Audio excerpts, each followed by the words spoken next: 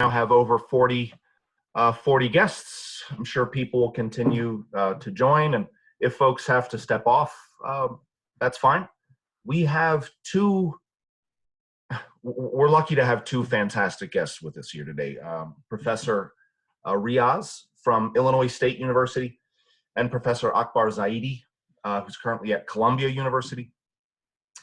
Both have general expertise on South Asia. In general, both are political economists. Dr. Zaidi's particular country of expertise is Pakistan, and Dr. Riaz is in Bangladesh. Both of them will have short presentations to give on basically what's happening right now in South Asia, right, with all of the things that are happening around the world and close to home. Almost all news right now, and all of us obviously are glued to the TV these days, watching the news. The news is almost entirely local for understandable reasons. What we're dealing with at home is unprecedented, but there's still a very big world out there. And South Asia is home to several countries that had some pretty profound problems before coronavirus started happening. In particular, well, Pakistan and Bangladesh are countries that are not wanting for struggles and crises. And so we're looking forward to hearing from our guests as to what they have to say, what's happening in that part of the world, what's their assessment as to what might come next. And then we hope people came with questions to ask, because it's not often we're able to have two speakers on the same venue at the same time. We'll start in reverse alphabetical order. I'll ask you to start, Professor Zaidi. When you're done, we'll hand it over to Professor Riaz. I'll probably have a few questions for you. I'll take the moderator's prerogative, and I get to ask the first few questions, but I'm sure there'll be a lot of questions from the audience based on what you have to share with us. CIPE's Executive Director, Andrew Wilson, will in all likelihood join a little bit later in the program. When he joins, we'll be sure to let him talk about a moderator's prerogative. He'll be able to take the CEO's prerogative, which usually trumps everything else. And so when Andrew joins, I'm sure he'll want to say a few words and to introduce himself to the speakers. But with that, no one here signed up to hear from me. We wanted to hear from the two professors. So Professor Zaidi, please begin. Thank you, John. Thank you all for being here. And sorry to interrupt, Professor. Just a point of order. This is a public event. It is being recorded. Sure. So everything that I say, everything that I write has my name with it. I have no problem being quoted and disrupted for what I say. I'm open to comments, criticism, so everything is on the record. So your opening comments were very general in the sense that what's happening in South Asia. First thing is what's happening everywhere else in the world. It's lockdowns, closure, economic collapse, economic severity, and things of that nature. So let me just begin with the immediate problem and then see how this has an impact on other countries in South Asia and how it's having an impact in Pakistan. I presume a lot of people here have tuned in because they're familiar with Pakistan, or they have some sense of what goes on in Pakistan. I think everybody does, and how certain relationships are changing. So the numbers are very interesting. There are only, if that's the right word, only 16,372 cases at the moment which have been registered, have been found to be positive, coronavirus positive. Now that, and if the population of Pakistan is 220 million, the sixth largest country in the world.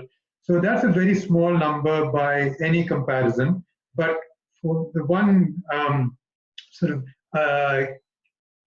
recommendation around that number is that unlike other countries, we have tested very few, and maybe 80,000 people or 75,000 have been tested, and 16,372 have been found to have the coronavirus, out of which 326 have died. So about 2% is the death rate. Now, what's happened is, like other countries in the world, there's an arrangement of a federal government. The national government is headed by Mr. Imran Khan, who's of the PTI, and there are 4 other governments within Pakistan at the state or the province level. We call it the province, and elsewhere it's called the state. And each state has come up with its own strategy, its own way of dealing with this, and some have gone for a complete lockdown. It's very interesting. I mean, if some of your listeners are familiar with or based in the United States, there are a lot of issues which are replicated where the head of the entire federation, US or Pakistan, is saying one thing and different governments are responding differently. So one province has gone for a complete lockdown, the others have gone in various phases in different ways of dealing with this problem. And again, I must say that there are similarities as there are in many other countries. Brazil is a good example, the United States is another example, where there have been a lot of mixed messages. It's not that bad, it'll go away, only so many have died. I mean, these are things that we're hearing in Pakistan as well. I mean, as I said, it's very familiar, very similar to other countries. So there are these mixed messages that we don't really need a lockdown. Just a few hours ago, the Prime Minister of Pakistan said, as reported on television, that the lockdown is a conspiracy of the rich against the poor. That's not how one looks at it, and that's not the situation. It's affecting everybody, irrespective of social background, social class. So without doubt, the main problem at the moment is this coronavirus and how that's having an impact on the economy and on other sectors. And also, in some ways, which I'll turn to in a few minutes, how the perennial military-civil balance is being settled, disturbed, being shaken a little bit. So that's how we look at Pakistan. The economy is going to suffer immensely, and there's no question about that.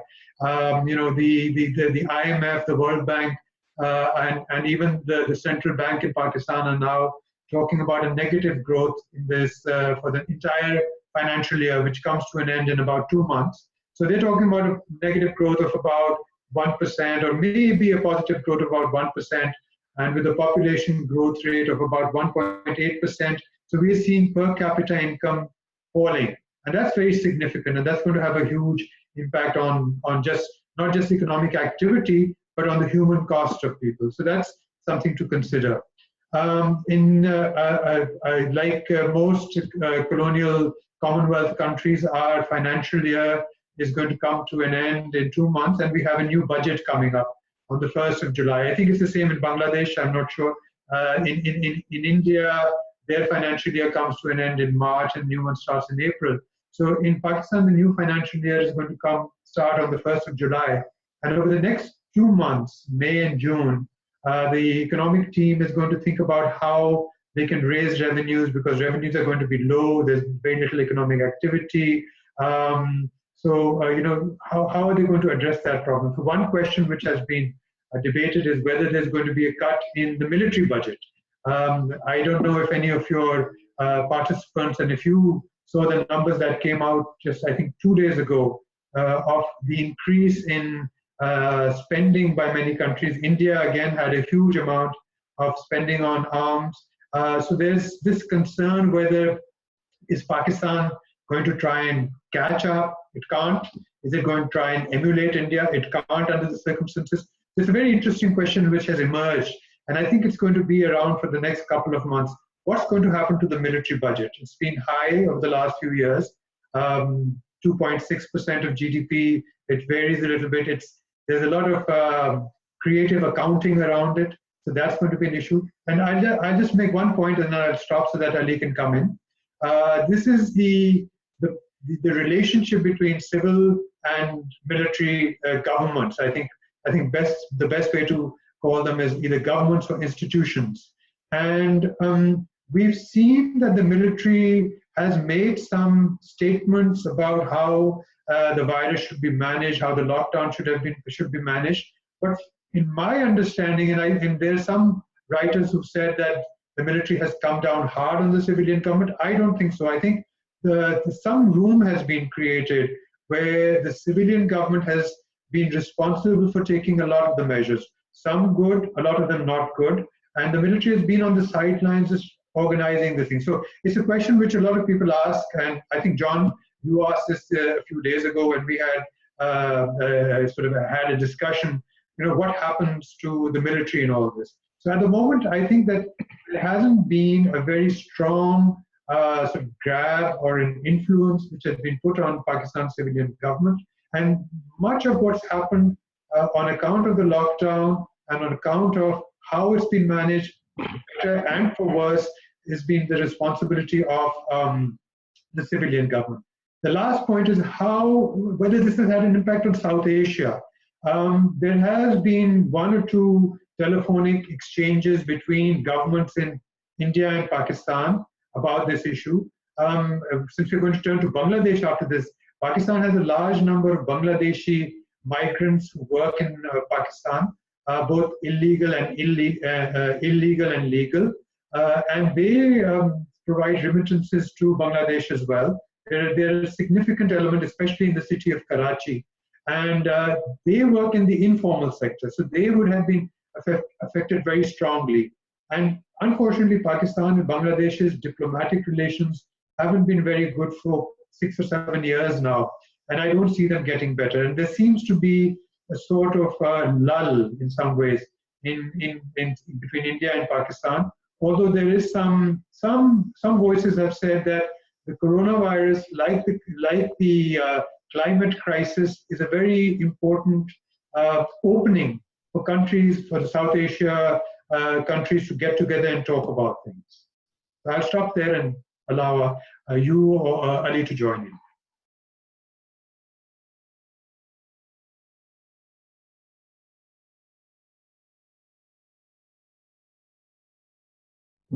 John, I presume I couldn't hear you because your mic was muted. Once again, I pushed the wrong button. And so all I was saying was, Professor Riaz, please, the floor is yours. Thank you, John. Thank you for this opportunity. And thank you to Professor Zaidi for putting the thing into context. With respect to Bangladesh, as you can understand, with close to 180 million people, almost 7th most populous country, densely populated country, coronavirus is the issue right now, as it is elsewhere. And there are 5 points that I want to make. Let me briefly make those points and we can come back and discuss those. The first thing is the public health aspect of it. What we have seen so far, the first case was detected on 8th March. The first death was reported on 18th of March. So 50 plus days have been passed. So far, awfully low number of tests. As of today, it is 64,666 that is being reported, which is a very, very, very small number. If you look at the proportion, roughly 240 tests per million of people, which is very, very small number of people. And that's why the reported case of 160 or so death, which is interestingly enough, is larger than the people who have actually recovered. And then if you notice that this reporting has a loophole in it, because this is only those who have been tested positive in official manner. There are other deaths that have been reported, such as with the symptoms, that has crossed 300 marks. So if you add those things, it's a very disturbing picture. And then again, with awfully small number of tests, we don't know the extent of transmission. And that is, that public health dimension is coming at a time. And if you put it in the context of the resource constraint that Bangladesh had, not only that it has resource constraints such as absence of ICU, absence of hospitals, testing facilities, so to speak, the lab. Currently, 29 labs have been, including 4 private hospitals, have been allowed to test. But most importantly, the messages. Akbar Zaidi mentioned about Pakistan's mixed message. The mixed message that came through the months of February and March, and even after the first case was detected, was very confusing, because the government kept on telling the Bangladeshis that everything is fine, everything, we are prepared, we are well prepared, we are going to do it. However, soon this whole thing started to become a major issue. The issue was that there was a lack of preparedness, awfully bad, and that message that we are ready has created a false sense of security, which is very damaging. And then there's stigmatization. When things started to go bad, people thought that, and there's a large number of people who thought that this is so terrible, I shouldn't be going there, and they started identifying those people. And that left the whole health sector, which is already was weakened for various reasons, corruption included.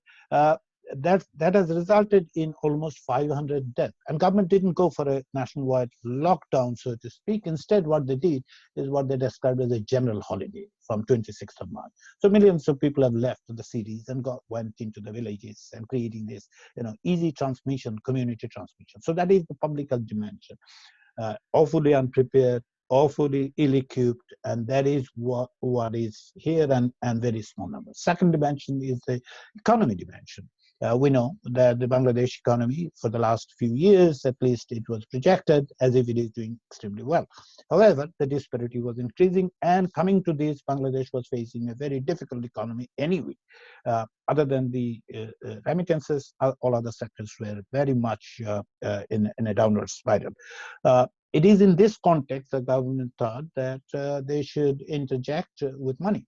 Understandably, $11 billion stimulus packages that have been declared by the Prime Minister and the government, almost 3.3% of the GDP. And it included, for example, $590 million for the ready-made garment sector, which is a significant sector for Bangladesh, one of the three that actually keeps Bangladesh running. However, this total amount that has been allocated as a loan, of course, was on the condition that the RMG sector, the workers would get the wage for the last 3 months. It didn't happen. In many instances, they are not getting it. It is disturbingly bad because the situation was as such that now we are witnessing that thousands of workers have come up, for getting back to work. Why? There is no plan as such. And these millions of, some of them are actually demonstrating because they didn't get it. So where did this money go? How did it supporting the RMG sector workers? They are demanding, they're demonstrating, and without any regard for the public health elements, even when the public transport is closed, the factories have been opened. And how did they arrive? There's no social distancing. It didn't work. There was no lockdown as such nationally, partly here and partly there. Markets pretty much worked, and this has caused all these things. So in case of economy, when this interjection took place, let's take another example. Agriculture, almost $590 million have been injected or promised to be. But who would get it? The way it is structured is not going to get here. The informal sector workers, they are not getting the money because it has not been designed as such. The government has been telling that they are going to do few things of cash transfer. I will come to that on the third point of the poverty. So what is happening in case of the Bangladesh economy, which is going to experience, even in the optimistic scenario, is 3% growth. 3% growth is, compared to 7%, they're anticipating, some were anticipating 8. So it is a serious downturn for the Bangladesh economy. And most importantly, it depends on the vagaries of the international economy, because remittance is a major source. Professor Zaidi mentioned that one in case only for Bangladesh within the context of Pakistan, but most of them comes from the Middle East and the Gulf, and they are going to return, and they have started returning. And like to that they're returning, some of them may be infected as well. Singapore, the largest number of people who have been infected are Bangladeshi workers. So when they're coming back, what is there? There's no intervention for them. This is the interesting part of this stimulus plan, that they have not been, in case of R&D sector, one of the surveys showed that 47% of them are actually going without income in the first week. So that brings us to the third point, that is poverty issue. Definitely it is going to affect immensely that if there's a 20% drop in the income, let's say 20% drop, will create 20 million new poor, 20 million, even if it is a 5% drop. And these are the facts, that 4 million new poor people will be added to this Bangladesh. Previously, if you take $2 as the mark, what did you see? 14% Bangladeshis were within the bracket of the poor people, poor and extreme poor. And now 6% is going to be added to that. 20%. You can imagine the extent of it. So the government is trying to address this one in two manners. One is, of course, the cash transfer idea, that they are going to do cash transfer. They're just thinking of it. It hasn't been done yet, to my knowledge. And the government's idea of reaching out to the 4 million families, 4 million families, 2,000 taka, which would be one time. It's not very clear yet, but which will cover 15 million people, but that's whether that is going to be sufficient. Most important element is the food element. And the problem of this food is that reaching to and giving it to them. There's been serious pilferage, serious pilferage, mostly by the ruling party activists. Local government has collapsed in the pressure of that. They couldn't actually function in the way that forced the central government, the prime minister, to interject by bringing in the central government 60 secretaries to oversee this relief matter. But even that, the amount of things. Yesterday, I was gathering this morning in Dhaka that I gathered that over the last 30 days, government has distributed 88,000 metric tons of food to 35 million people. 35 million getting 88,000 metric tons. Means 2.5 kg per individual for a month. Is it sufficient? Absolutely not. So these are the poor people who are going to be affected. Let me finally note a few things with respect to my concern regarding the human rights situation. We have seen that whistleblowers are being attacked. The doctors who have raised concern with respect to PPE, with respect to the issues of the corruption. Say, for example, the masks. They needed. They were provided with subpar mask provided by a company. They apologized, but the apology is not sufficient enough. 500 doctors, and we're not talking about nurses, we're not talking about other health workers. The private sector hospitals didn't work well. They have turned away, and there was no clear instruction until today what to do. Until today, government didn't provide a clear instruction. So this and the whistleblowers, the reporters, the journalists who are reporting those things are under severe stress, and in many cases they have been either shifted to other places, so-called officer on special duty and those kind of situations. So that is the one. And finally, let me, to add to this, what Professor Zaidi was mentioning with respect to the cooperation of the South Asia. Understandably, Bangladesh-Pakistan relationship has not been good for maybe, Dr. Zaidi said 6 years, I would say for the past decade or so. Most importantly, any regional framework is absent in South Asia, completely absent. Modi's attempt, Prime Minister of India's attempt to resurrect the SARC didn't work out, because this is the India's policies which made this organization moribund. Now suddenly you cannot jumpstart everything. It's not a car that you can bring and jumpstart. So there is no cooperation at the regional level. Currently, everyone is kind of insulated, trying to do what they can do inside. And that's where I will stop for the moment. Thank you. Thank you, Professor. The first question is actually going to come from CIPE's Managing Director, Abdul El-Kepsi, who is on the line with us. Abdul, please.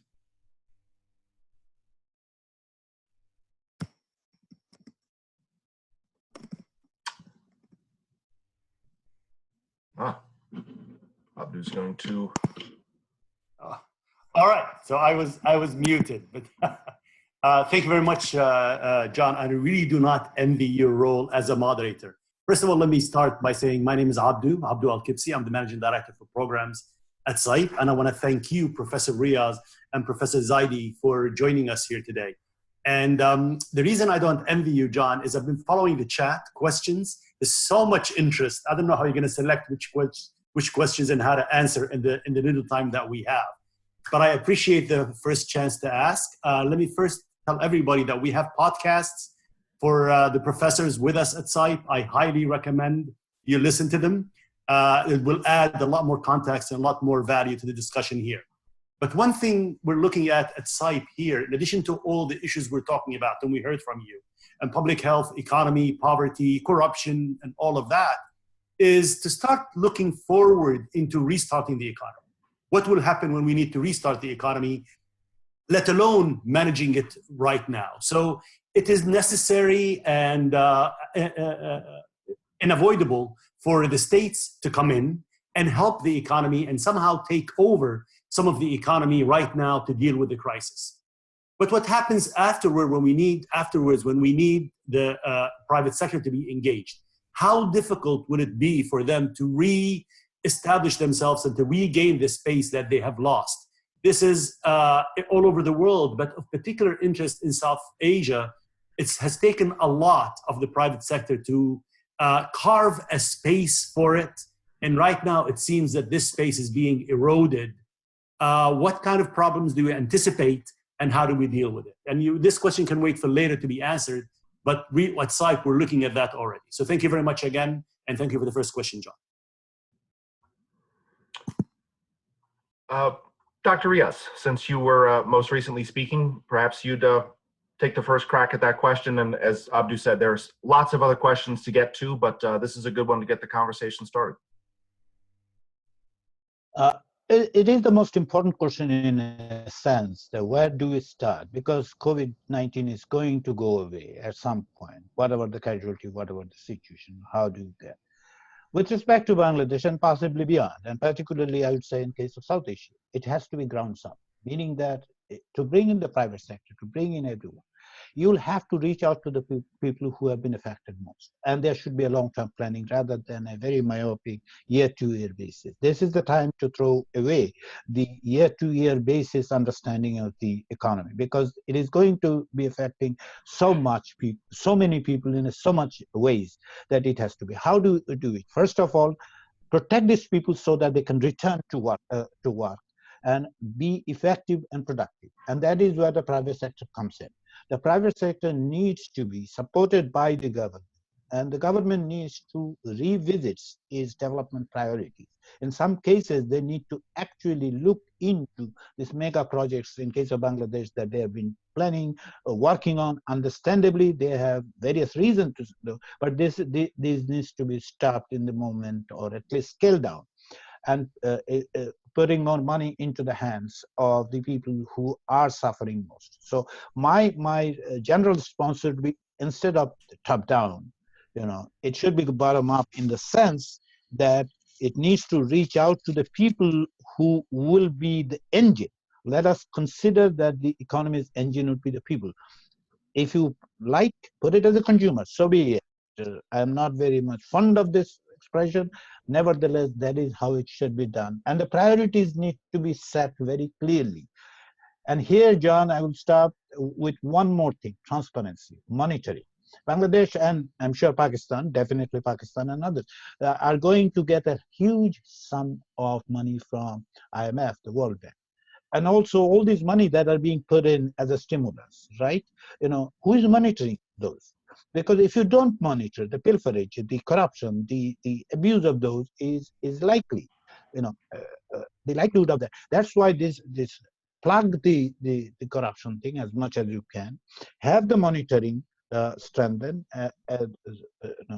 limit the corruption as much as you can, and create a transparency that would allow people to participate, not only as a passive participant, an active economic engine.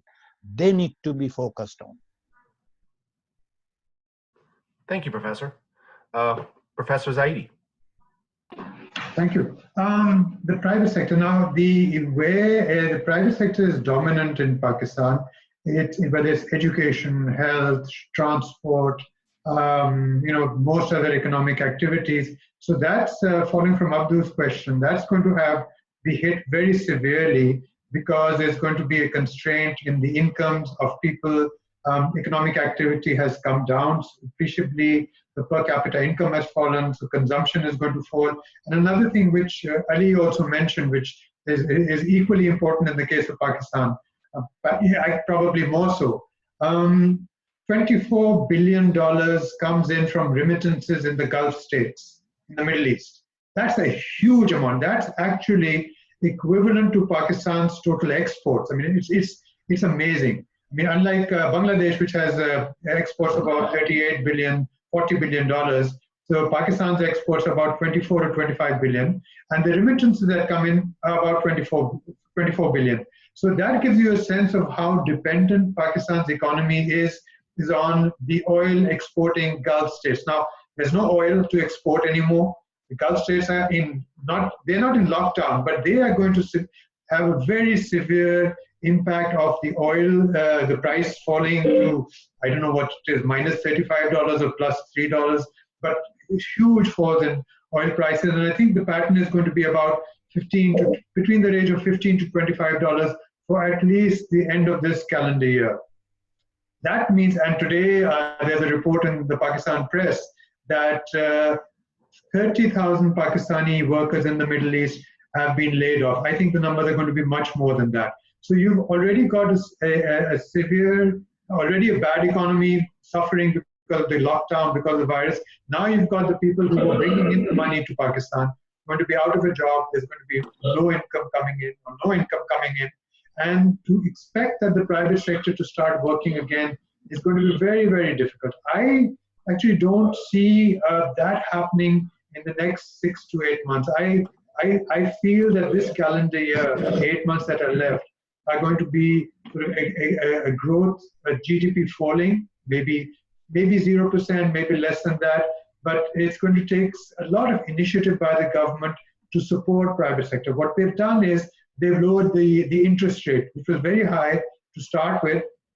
But the central bank has lowered the interest rate. But if there's no economic activity, it doesn't matter how low your interest rate is. Japan has had a zero interest rate for decades, not just a few years, and only recently has its economy started moving again. So what needs to be done will have to be not the private sector so much, but the state sector taking a very active role in providing income, providing employment, and the private sector piggybacking on that effort. As long as the economy stays constrained by the virus and the post-virus situation, I think the private sector is going to have a lot of problems. The large amount of employment in Pakistan is in the informal sector, in the urban informal sector, and it's dependent on economic activity taking place, the large-scale sector, other sort of trickle-down economic activity taking place. So while that doesn't take place, one can assume, as Ali also pointed out, high unemployment, increasing poverty. So there is a problem that has to be addressed, directly. If I can ask you a follow-up question on something both of you commented on, and that's the stimulus, the rescue packages. Pretty much every country in the world is trying to do something along those lines. The news in the United States is dominated by it. But for those of us in the United States, we might not appreciate sometimes the logistics or just the sheer math that goes into governments being able to provide economic stimulus. The United States is basically borrowing money, which it's able to do in almost unlimited quantities, and it's printing money. That's what quantitative easing means. The IMF is pumping liquidity into the economy. Now, not every country in the world can do both of those things. Most countries in the world, frankly, can't do either of those things. They either don't have the tax base to spend money through expansionary fiscal policy. There simply is no money to spend. They can't borrow it because interest rates are prohibitively high. And they can't be too aggressive with monetary policy because, especially in the case of Bangladesh has worked very hard to stabilize the taka. And so a dramatic expanse of the money supply would trigger inflation. It would create more problems than it would solve. So to either of you, either could speak first, but how is Bangladesh/Pakistan planning to pay for this? I mean, it's easy to say bailouts are needed, stimulus is needed, cash transfers are needed to the poorest. I mean, that's an easy thing to say, but the logistics that go into that are prohibitive. how does Pakistan and Bangladesh intend to pay for all of these things that the populace wants them to do? So let me just sort of, before Ali speaks, let me just make it. So you're right. I mean, there's a trade-off in some ways between providing charity, providing sustenance, providing food, which the government has to buy and produce, and it's a cost. And the other is giving it a sort of a package which allows it to move the economy forward. They're two very different things.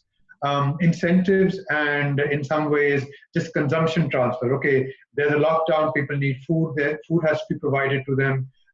You can give them income support, which Pakistan has, a very large income support program. You could do things like that, but that's not generating economic welfare, economic growth. That's just providing some safety net. So I think it's a good question that you asked. Now, Pakistan is, unlike Bangladesh, I think Pakistan is in an IMF program. But the IMF program dictates much of what the government can do, can't do, spend, tax, revenue collection, and expenditure priorities of that sort. So at the moment, what's happened is that the IMF has given some flexibility, breathing room to the government to move away from their very strict targets. Now that means that the government has some revenue at hand. In fact, there's an attempt. The IMF has suggested that they can postpone repayments, which means that there is some liquidity which the government has, which they can give incentives to certain sectors. They've given an incentive to the construction sector, which hires a lot of unskilled, poor people, like anywhere else in the world. But it's going to take some time for the wheels to start moving. And so that is the problem. So it's an economic constraint because of the lockdown. There's an IMF sitting and sort of determining what type of policies are permissible and how much leeway that has to be given. So it's in both ways. So it's a very tight space in which the government is able to move. And at the same time, when you have a very important source of foreign reserve, foreign exchange coming in, which is from the Gulf states, completely squeezed down, there's going to be a serious problem. So it's the economic situation is not as as open. It's actually very, very tight. Right, John, you're absolutely correct in pointing to this, that there are options are very limited. Options are limited, but that's why it needs prudence in working those and long-term perspective rather than a very short-term one. It's not going to be turning around the economy. Printing money in the case of the United States is permissible, but in case of Bangladesh, I'm opposed to that idea. Some of the economists have made suggestions that could be the way. I think that would create more inflation and might not actually turn the economic wheel, so to speak. Bangladesh's advantage, what Professor Zaidi was noting, that the lack of this IMF constraints that Pakistan faces, Bangladesh doesn't, fortunately. However, with the borrowing that Bangladesh is going to do, there will be, and I think there should be some constraint in some cases. In case of Bangladesh, the annual development plan remains, many of those projects remain underutilized, the money. That should be brought in. I have suggested that one other element is that the major projects, the infrastructure projects, needs to be scaled down so that that money can be diverted. But I completely agree with Professor Zaidi that there are two elements to it. One is the sustenance element, immediate safety network. And that I am emphasizing more, because without these people, you cannot actually think of going forward, whatever policy you want to take. And so the second part of involving private sector, again, given similar to Pakistan, that the informal sector is the engine of Bangladesh economy. Most of these employment actually comes from the informal sector. How do revitalize that?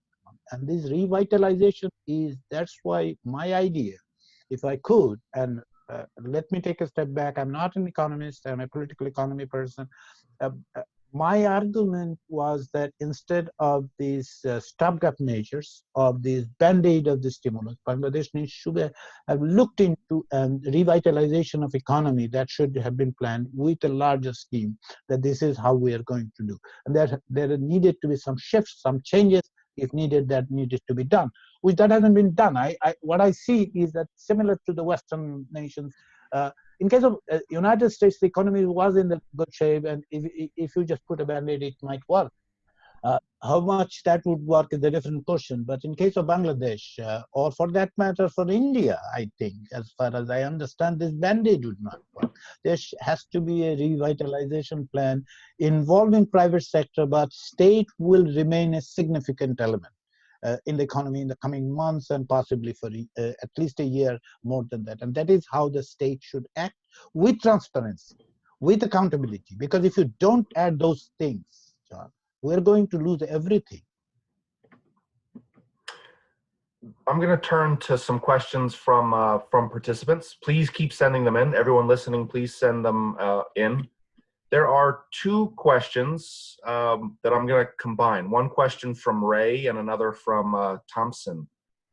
Basically asking about some of the regional implications of this. South Asia is a region where, well, it is one of the least integrated regions on Earth. There is SARC, it exists. It's hard to, well, it would be easy to critique how effective SARC is at actually accomplishing things. And so again, if you look, whether you look at whatever proxy variable you want to use of cross-border trade, direct flights from one major city to another, again, however you want to define it, it's one of the least integrated regions in the world.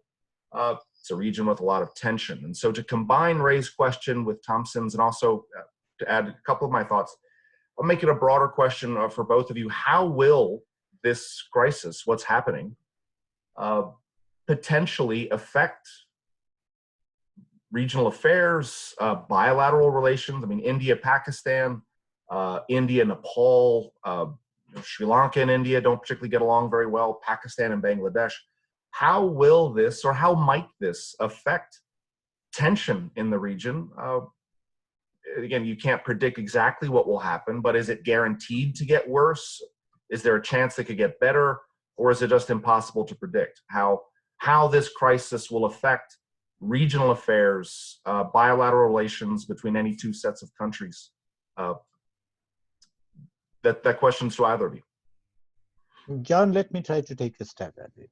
First of all, you know, maybe if I had a crystal ball, I would have a better answer. But to my knowledge, to my understanding, it's not going to change anything in region, plain and simple. I know, I mean, this is not the answer people would love to hear. Nothing would change. The regional infrastructure, the cooperation that we have seen, say, for example, between Bangladesh and India, which has a political element, there is an economic element to it, right? And the important aspect of this is that, say, for in the energy sector or in other sectors that we have seen, there are tension, there are cooperation. But the most important point is it is not going to change the structure of cooperation between these countries on the economic front, because everyone at this point will try to rebuild their own economy. Let's take India, for example. Let's take Pakistan, for example, or Bangladesh. They will have to do it first. And can they ask for it? Had it been individually countries been affected, then India might step up, or if India is in problem, other could come up or something of that kind. It's not. They're equally in a situation, you know, they're in the same boat. Unfortunately, the bad analogy would be the boat is sinking. So how do you do what you do? You know, maybe you should work together, but that's not going to happen. There is no infrastructure to have this kind of cooperation. If it was there, that would have been excellent. It's not there, and it's not going to be built at this point because there's no time to build it. Interesting. Professor Zaidi, any thoughts?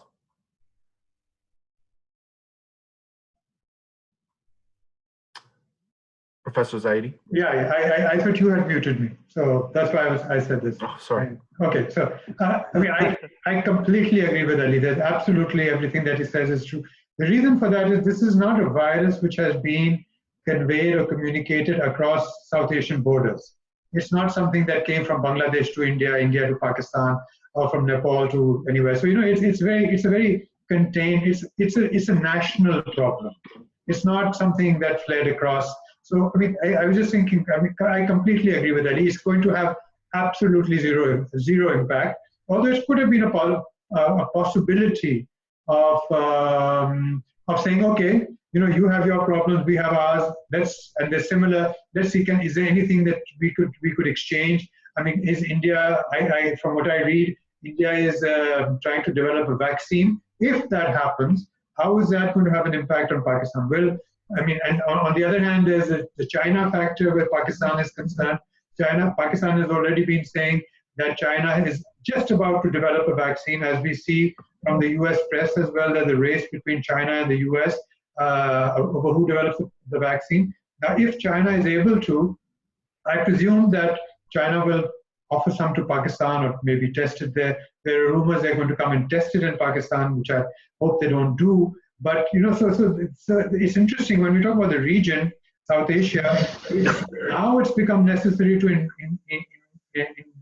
involve China in that as well. And that plays a very important role. In fact, what's happening from India, India has been saying that they are going to now fast track some Chinese investment projects in India, which have been stalling. So South Asia now has, ironically or very strangely, expanded, and China is now part of South Asia in some very odd non-geographical way. But within South Asia, I don't see anything happening. I think, so as I said, if India develops a vaccine very quickly, it'll be interesting to see its relationship with Pakistan. But if China develops one first, then again, there's an interesting sort of balance that takes place in South Asia.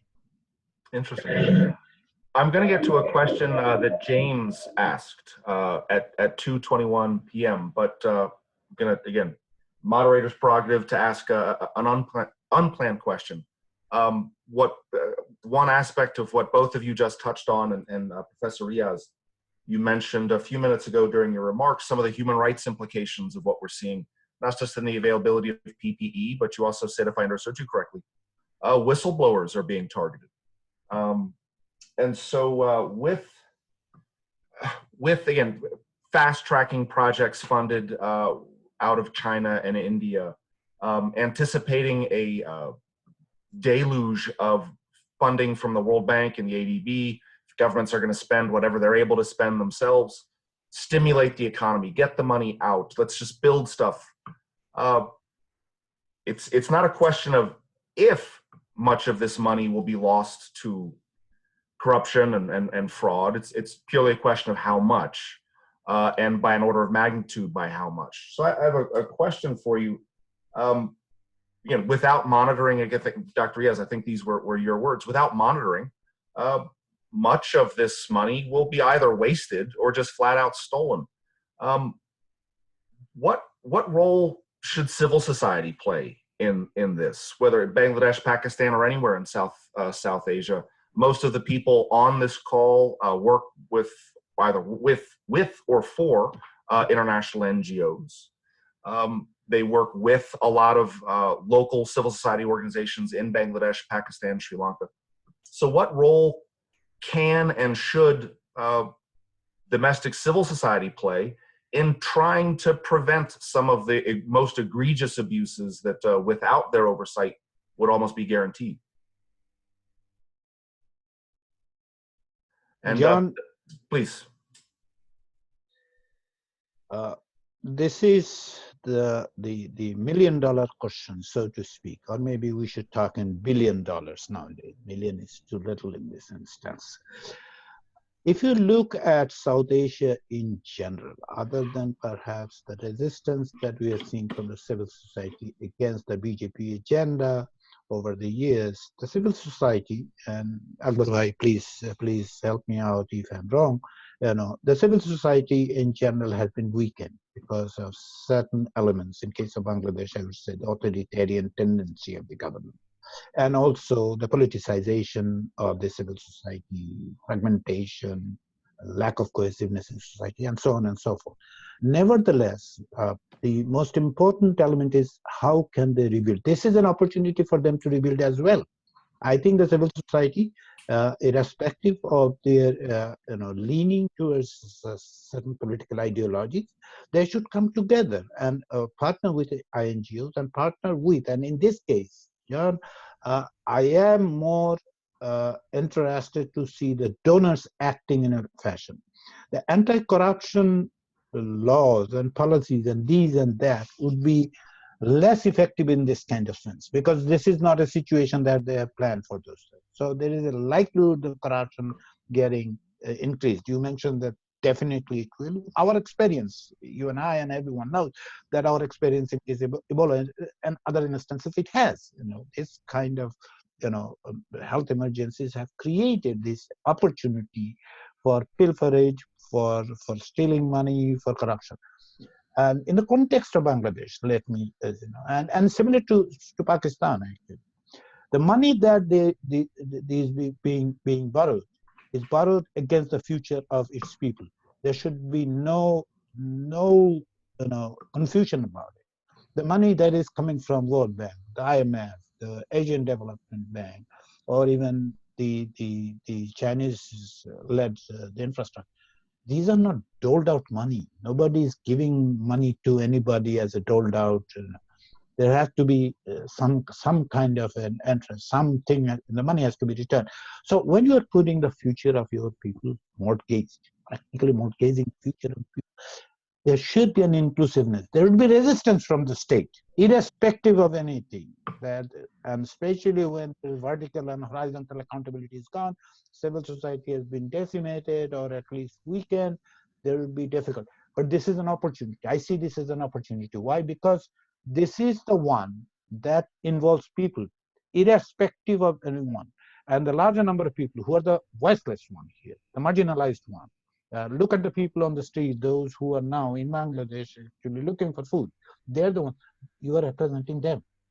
You can build this coalition. You can push this. You can put it out. This is what I want to see. Will that happen? I wish. I hope. I expect. But let's say, as I said, it's $1 billion question. Where do you go from here? Let's go to the question that I mentioned from James. And again, to everyone listening, please continue sending questions on the chat box on my screen. It's on the right side. Question James asked about Pakistan.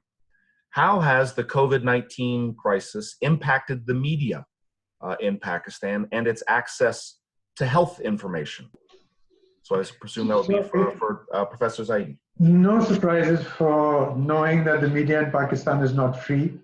It's muzzled, it's strangulated, it's controlled, it's all of those things.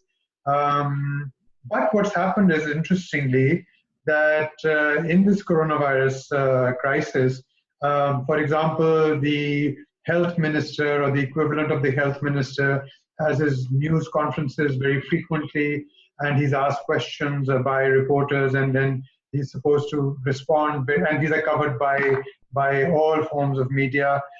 Some chief ministers, the equivalent of a governor in the US case, they hold their own press conferences every day to give reports of how it's happening, like Governor Cuomo does, Governor the other in New Jersey and other places. They're doing this, so they have their regular bulletins every day for a few months, for a few minutes, and they give the status of what they're doing in their own province. So there's a lot of information which is coming out now from government officials. So that's one part. So it's interesting. There's something different that's happened.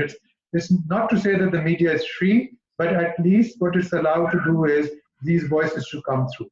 The second thing that's happened is with what's called social media, with Twitter, with Facebook, there's far more information, far more commentary, far more disinformation through WhatsApp messages taking place. So I think what's happened is that there's a lot of information which is coming through to people wherever they are, whatever they do, whether they work for government, whether they're against government, and also a lot of disinformation. I think it's important to remember that. So now when we talk about the media, I saw James' question as well.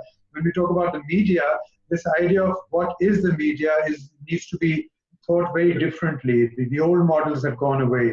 And you have private channels in Pakistan, as you do everywhere else, who are somewhat critical of the civilian government and the way they're going about it. And their officials come on television to defend their positions, to discuss them with other people. And because there is a lockdown, you don't have the situation where you've got 3 or 4 people sitting at the same desk having a conversation. So everything is sort of via Zoom or some other medium. So, that's also fractured our information flows a little bit. I won't say that the media has become freer, but I think what has happened is that there is certainly far more information. It's very different. Sort of saying there's no clampdown on information. Recently, some doctors and nurses protested against their inability and inaccess to have PPE, for example. Many of them were picked up and taken to jail. They were arrested. That was shown live on television and that's been sort of shown over and over. There's a lot of information. I think it's for the better because once this information is available and these messages are accessed by different types of people, the government needs to respond and it needs to sort of at least reply in some way, even if it doesn't do much. It needs to defend its actions. So the flow of information has increased a huge amount.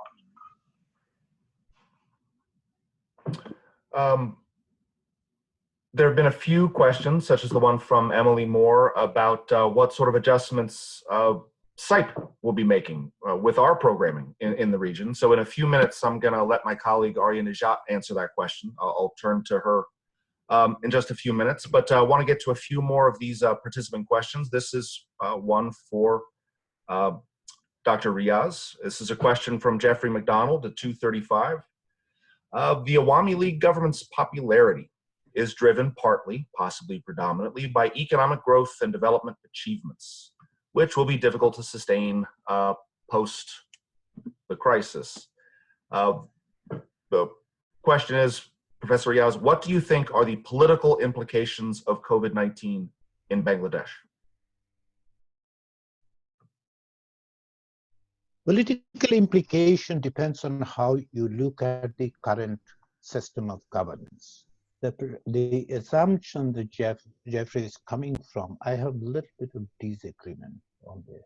Yes, the narrative of development have been propagated as a justification of the continuation of this regime. Does not necessarily mean that this is what makes them popular. I don't know because the situation does not allow us to have that kind of conclusion. Having said that, I understand Jeffrey might actually refer to some of the opinion poll. Having said that, the point is that they should have a political implication, not in the short term. I'm not going to see, or I don't expect to see that there will be an immediate repercussion of challenging the authority of the current regime in Bangladesh. The government is not going to face a major upheaval. Politically, it's not going to be earth-shattering something. However, the simmering discontent that we saw previously, it is going to be more in the coming days. Why? Because it relates to food. Plain and simple. If you go hungry, you get desperate.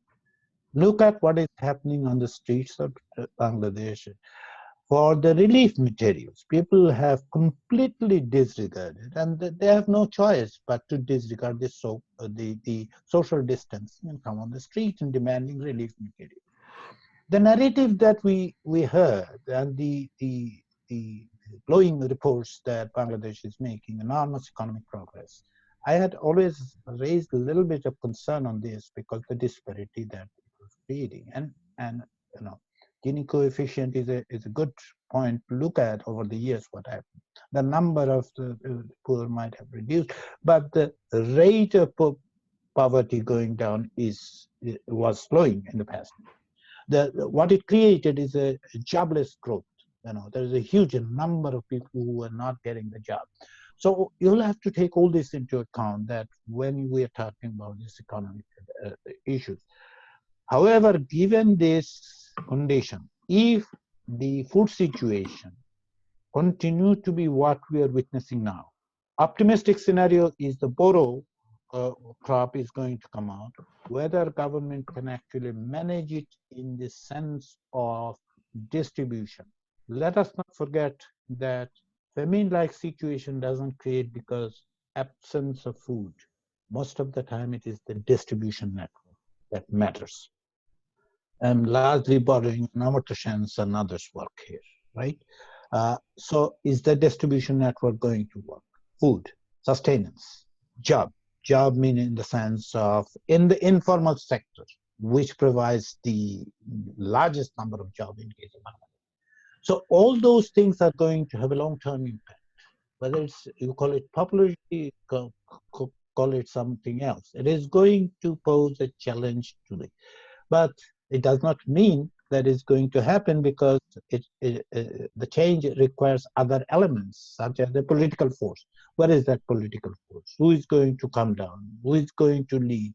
How that is going to be actually addressing other issues, governance issue, not only immediate issue, because people don't just simply choose between, because yesterday or tomorrow. Those are the issues that need to be. But increasing the non-inclusive governance that has developed is now being tested. And let me tell you that the government's first indication of failure.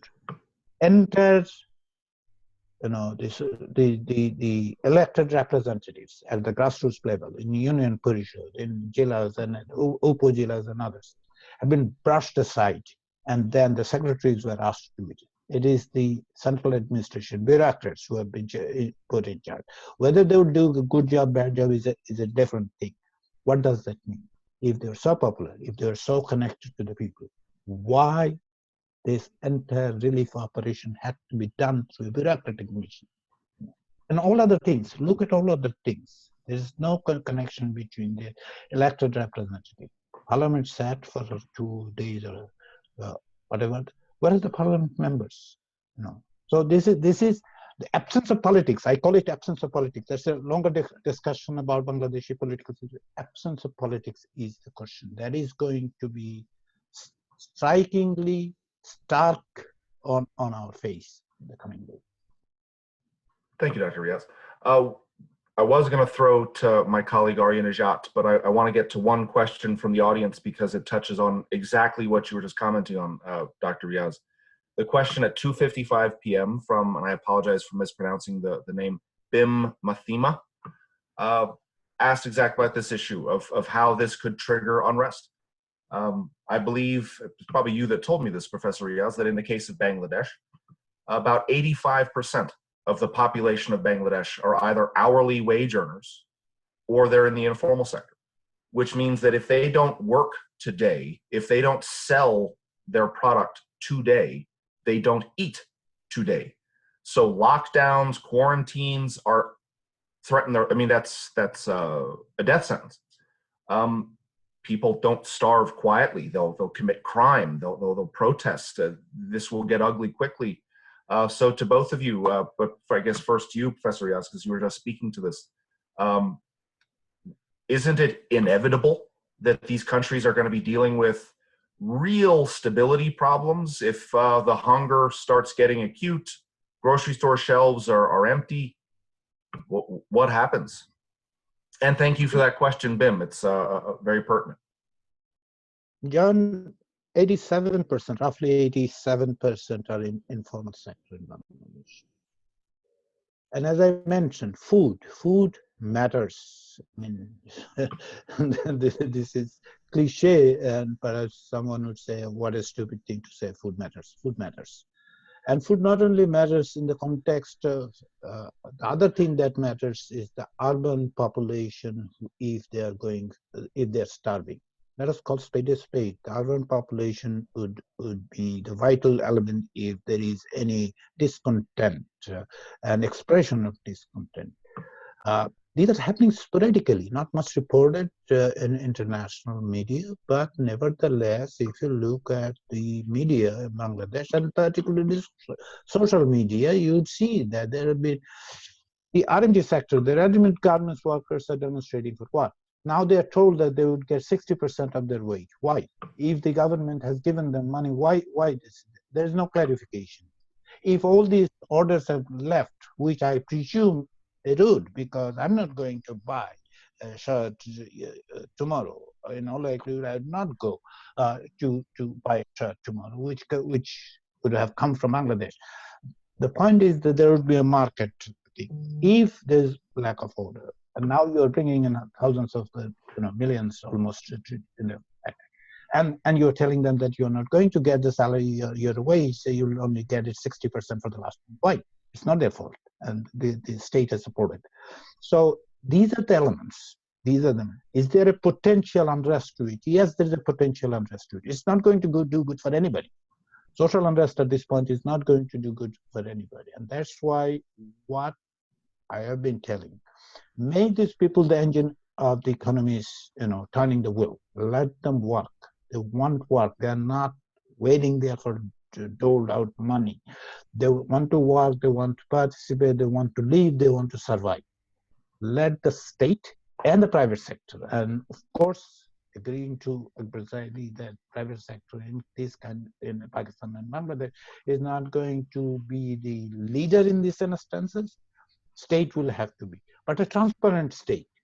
You are telling, if the state is telling in Pakistan that there will be cash transfer and the money doesn't reach you, if the state is telling that you are going to get food and you go hungry, then your discontent would be targeted towards state.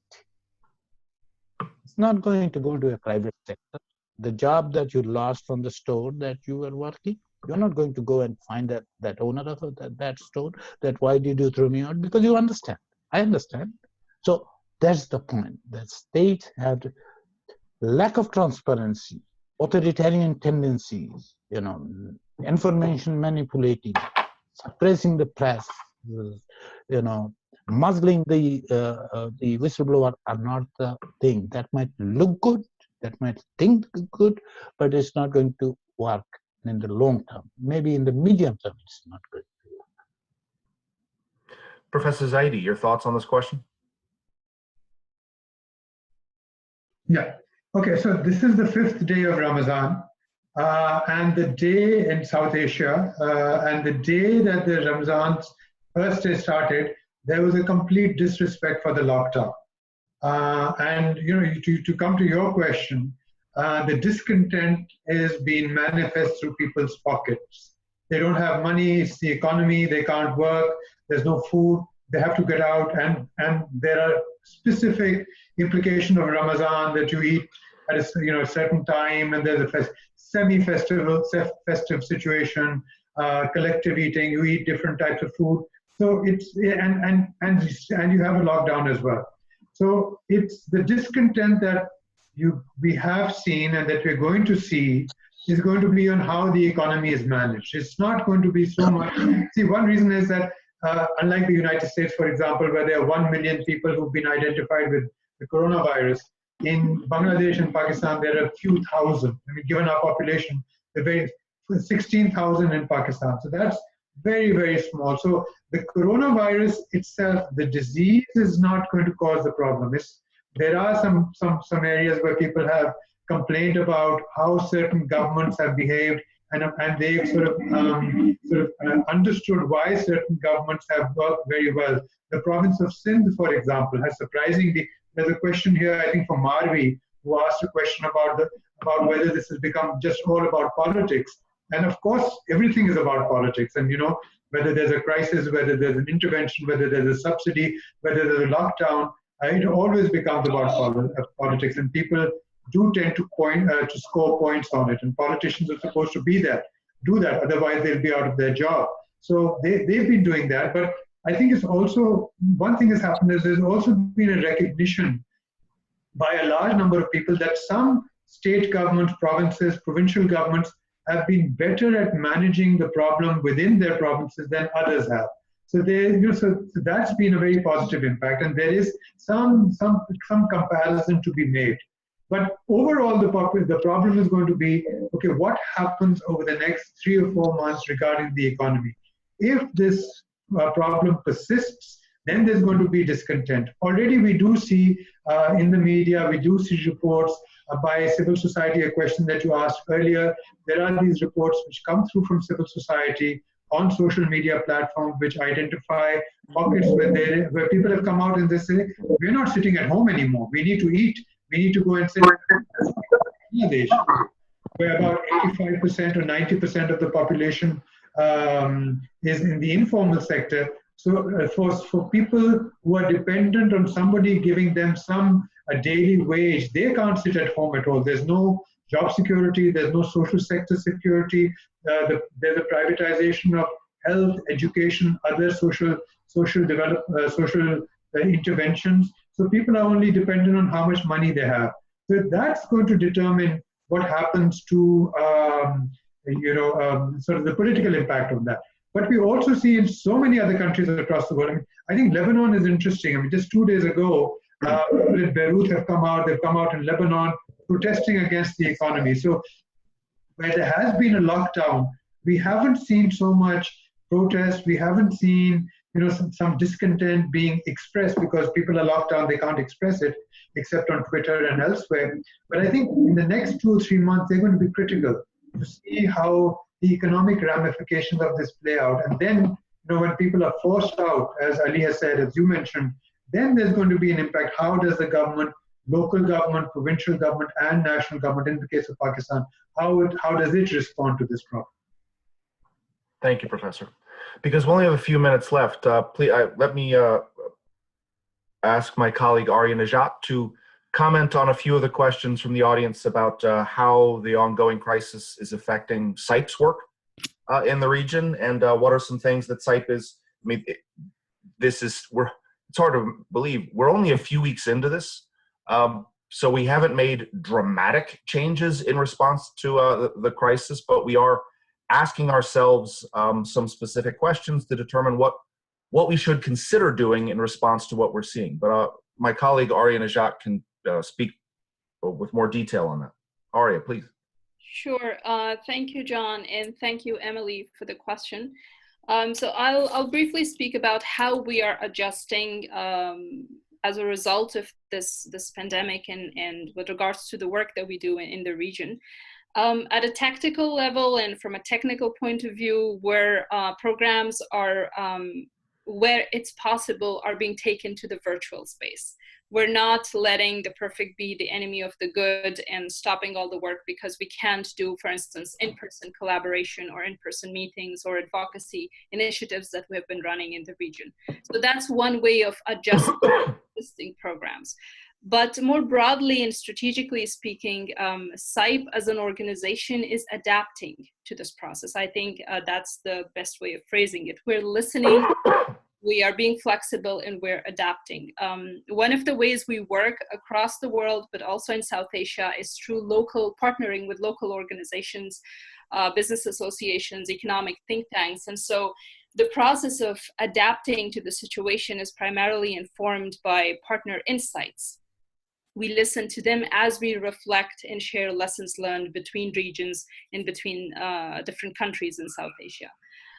CIPE obviously has a specific mission. We work on democratic governance, and we work on business enabling environment for particularly small to medium enterprise in the region. And so there are some urgent necessities as a result of this health crisis that CIPE may never be able to respond to, such as suddenly producing PPE. We cannot do that. However, there are other patterns that have existed and are continuing to evolve, and those are alarming.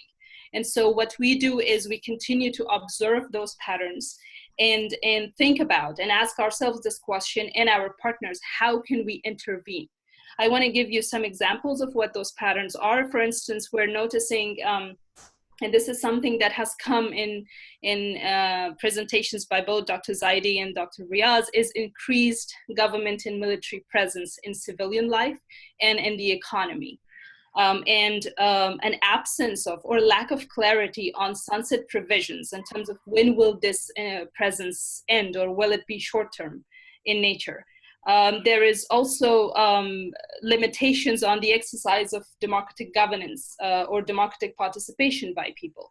For instance, electoral disruptions are being witnessed in different countries, such as in Sri Lanka.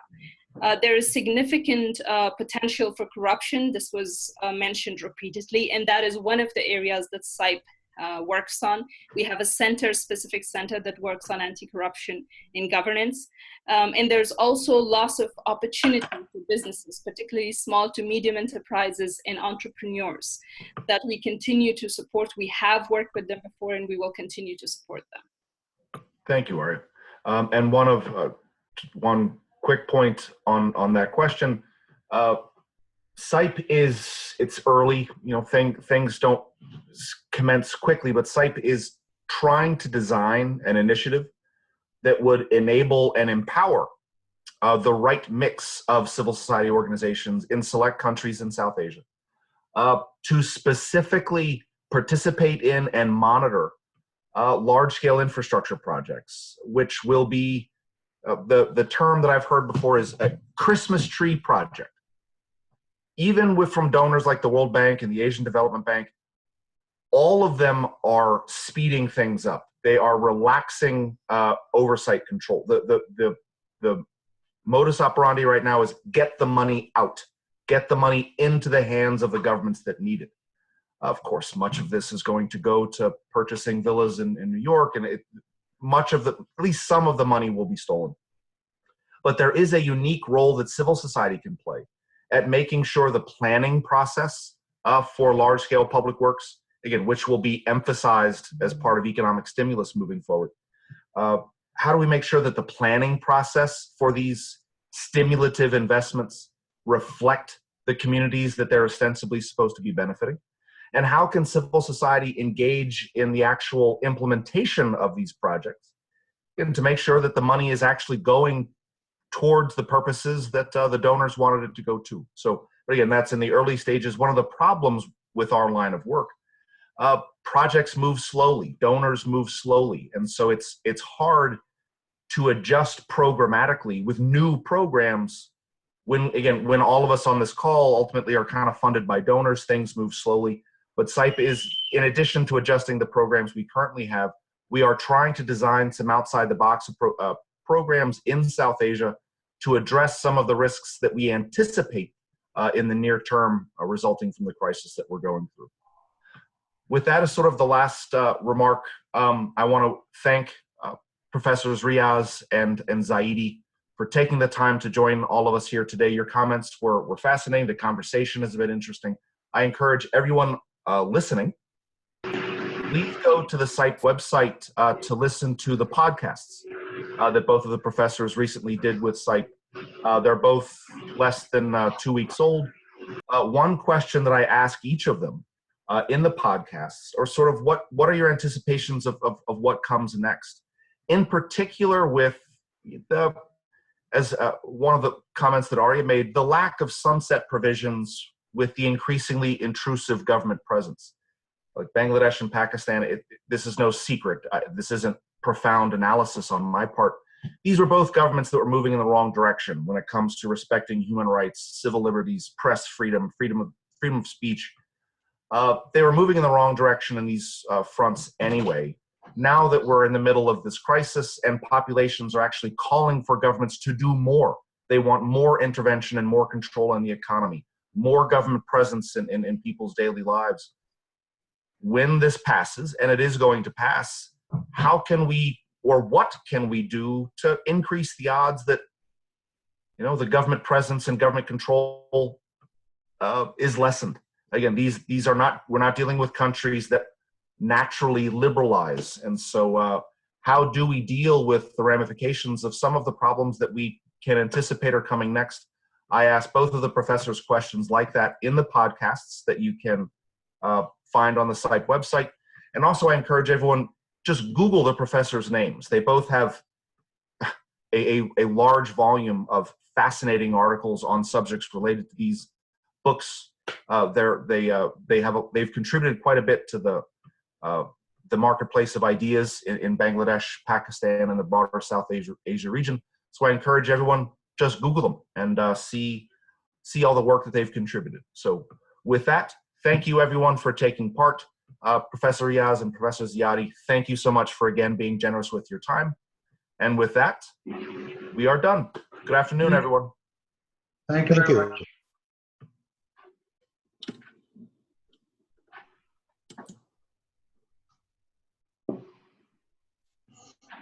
Thank you, Dr. Riaz. Thank you, Dr. Zaidi. So, Thank you, Ali. Good to see you. Thank you, Alia. And John, thank you for your moderating. Oh yeah, Fantastic skills. quite it was interesting. interesting.